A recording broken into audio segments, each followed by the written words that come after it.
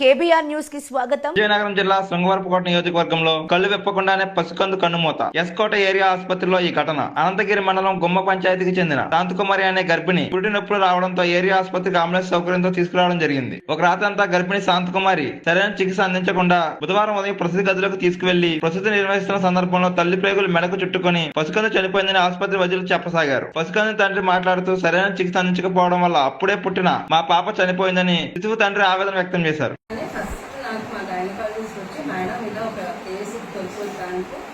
Delivery అయింది కానీ baby మెడకి 2 సార్లు చుట్టుకుని ఉంది మేడం. రాగానే మేము వెంటనే పీడియాట్రిషియన్ ప్రారంభించాము, కానీ మేము భక్తించలేకపోయామని చెప్పింది. నేను వెంటనే తనని అడిగాను అన్నమాట, ఎప్పుడు వచ్చిందమ్మా, నీకు ఇన్ఫార్మ్ చేశారా లేదా? నాకు ఇన్ఫార్మ్ చేశారు మేడం, రాత్రి ఉన్నాను, నైట్ సిస్టర్ కూడా ఇన్ఫార్మ్ చేశారు, మానిటర్ చేసుకుంటూ ఉన్నాను మేడం. సిటీజీ అనేది ఒక ఉంటుందన్నమాట, లోపల బిడ్డ హార్ట్ బీట్ మాకు తెలుస్తూ ఉంటుంది అన్నమాట. అది కూడా నేను చూసాను మేడం, బాగానే ఉంది. ఉదయం కాడ నేను వచ్చినా కాడ మళ్ళా వాళ్ళు తీశారు, అందులో కూడా బాగానే ఉంది మేడం.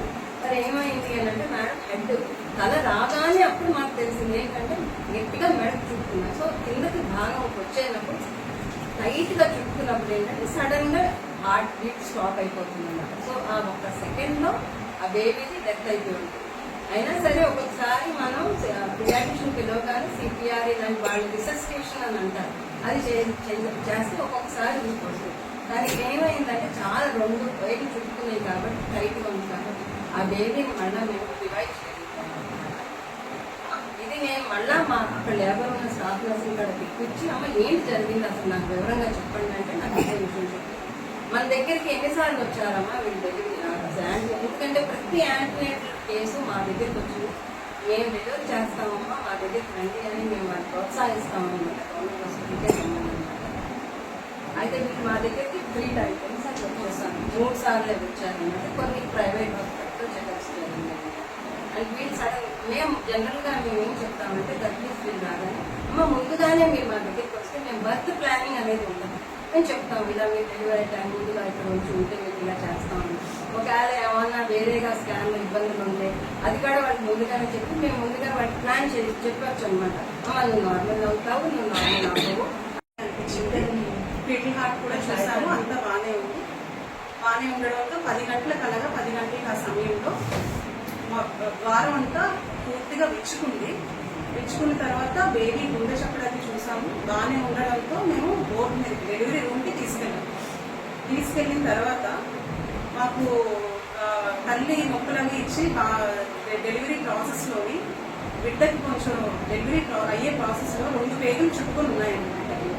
2 పేగులు చుట్టుకొని ఉండి మెడకి 2 పేగులు చుట్టుకొని ఉన్నాయి. తర్వాత బిడ్డకు కూడా పుట్టిన వెంటనే ఏడుపు అనేది రాకపోయేసరికి పిల్లల డాక్టర్ గారు కూడా మేము సంప్రదించాము. సార్ కూడా వెంటనే అటెండ్ అయ్యాక ఇంకా కాసేపు తర్వాత ఇంకా బేబీ రివైవ్ అవ్వలేదని చెప్పారు. తల్లి బిడ్డ క్షేమం అని చెప్పారండి. అది మేము మరి ఎవరి ద్వారా అది వెళ్ళిందో మరి మాకైతే తెలియదండి. మేమైతే డాక్టర్స్ అందరం డెలివరీ ప్రాసెస్ లేదండి, ఉన్నామంటే ఇక్కడే ఉన్నాము. అంటే ఎక్కడ అంటే డెలివరీ రూమ్ లో ఉన్నారా, బయట ఉన్నారా? Normal delivery sisters staff nurses ఉంటారు. నార్మల్ డెలివరీ అంతా ప్రోగ్రెస్ అయితే స్టాఫ్ నర్స్ చేసేస్తారు. మాకు ఏదైనా ఇబ్బంది అయితే మేము వెంటనే అటెండ్ అవుతాం. స్టాఫ్ నర్స్ డెలివరీ చేస్తే మీరు తర్వాత చూసామండి. ఇన్ఫార్మ్ చేయగానే మేము వెళ్ళాము. ఇలా బేబీ చుట్టుకున్నాడు ఒకసారి అంటే వెంటనే వెళ్ళాము. చూసి డాక్టర్ గారు పిల్లల డాక్టర్ గారికి కూడా సంప్రదించాము. చేసిన తర్వాత చాలాసేపు బేబీని బ్రతికించడానికి ట్రై చేసాం, కానీ ఇంకా సిపిఆర్ అని చేసాము. కానీ అప్పటికి కూడా ఇంకా రివైవ్ అవ్వకపోవడంతో అప్పుడు మేము అటెండర్స్కి ఎక్స్ప్లెయిన్ చేసాం. అంతవరకు మేమైతే బయటకు వచ్చి అటెండర్స్కి చెప్పడం అయితే జరగలేదండి. మరి ఎవరి ద్వారా అది బయటకు వెళ్ళిందంటే డెలివరీ రూమ్లో ఒక్కరు కాదండి, మాకు టీమ్ మెంబర్స్ అని ఉంటారు, ట్రైన్ స్టాఫ్ నర్సెస్ కూడా ఉంటారు. మరి వాళ్ళ ద్వారా బయటికి పాప పుట్టిందని వెళ్ళినట్టుంది. మరి మేమైతే వాళ్ళకి బేబీ అంతా బాగున్నంత వరకు మేము బయటకు ఇవ్వమండి. బేబీకి అంతా బాగుంటే పిల్లల డాక్టర్ గారు చూసిన తర్వాత బయటకు ఇస్తామండి. బేబీ అంతా క్షేమంగా ఉందని చెప్తాం. మరి ఆ తర్వాత నేను వాళ్ళ హస్బెండ్తో కూడా మాట్లాడడం జరిగింది, వాళ్ళ ఆడవాళ్ళతో కూడా మాట్లాడడం జరిగింది. మరి ఇలా జరిగింది.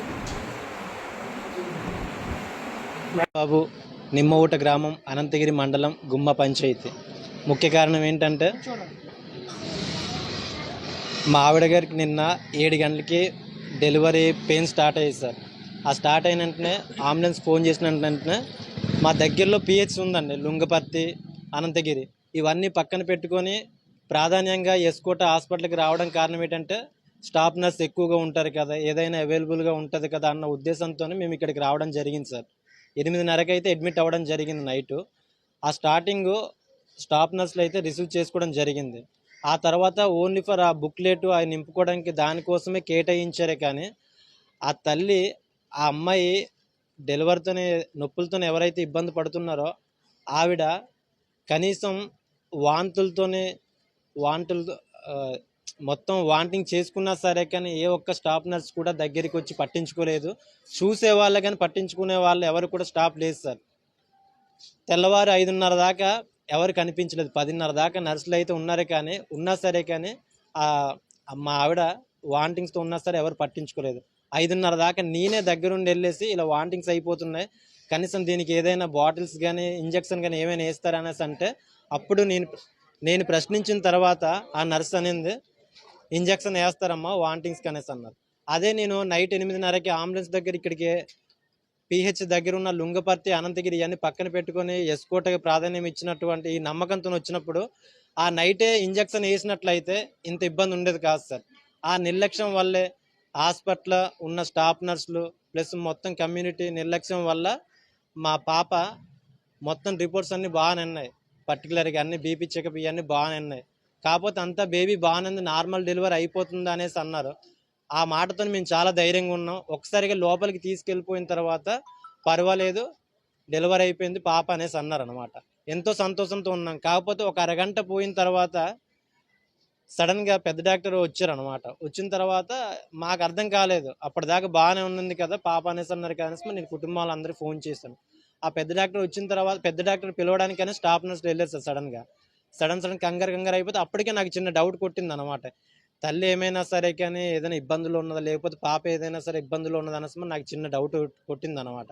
ఆ తర్వాత సడన్గా మళ్ళీ డాక్టరు ఎక్కడైతే డెలివరీ రూమ్కి వచ్చారో అక్కడ నుంచి చూసి అబ్జర్వేషన్ చేసి వెళ్ళిపోయిన తర్వాత ఒక అరగంట పోయిన తర్వాత పాప చనిపోయింది అనేసి అన్నారు. ఆ డాక్టర్ పెద్ద డాక్టర్ రాకముందే పాప అని చెప్పారు. పెద్ద డాక్టర్ వచ్చిన తర్వాత పాప చనిపోయింది అనేసి ఒక అరగంట తర్వాత చెప్పారు అనమాట.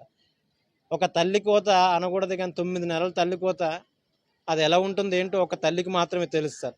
ఆ తల్లి కోతను తనే నమ్ముకొని వచ్చినటువంటి ఇదే దిక్కు అనేసి మరి ఎస్కోట యాజమాన్య హాస్పిటలే దిక్కు అనేసి నమ్ముకొచ్చినందుకు తల్లి అనకూడదు కానీ తల్లి బిడ్డను సురక్షితంగా రక్షించలేకపోయారు. బేబైతే బాగానే ఉండించారు లోపల, మరి బాగా నొప్పి వస్తుండింది. ఒక ఇంజక్షన్ వేశారు, ఒక బోర్డులు వేశారు. వేసిన తర్వాత నాకు డెలివరీ టైం తీసుకెళ్ళి పాపని బయటికి తీసి మరి ఎలా చేశారో తెలియదు సార్. తర్వాత బాబాని నేను అడిగితేమంటే ఒక ఆవిడేమంటే ఒక మేడం ఏమంటే పాప అన్నది. తర్వాత ఏమంటే ఒక అరగంట పోయిన తర్వాత అలా గాలాలు మాట్లాడుకొని చనిపోయింది, మీ బేబీ చనిపోయింది అని చెప్పారు మాకు. అరగంట పోయిన తర్వాత చెప్పారు మాకు. మరి అంత రోజు అయితే చెప్పలేదు సార్ మాకు. పాపగా దానికా శాంతి గారు అమ్మ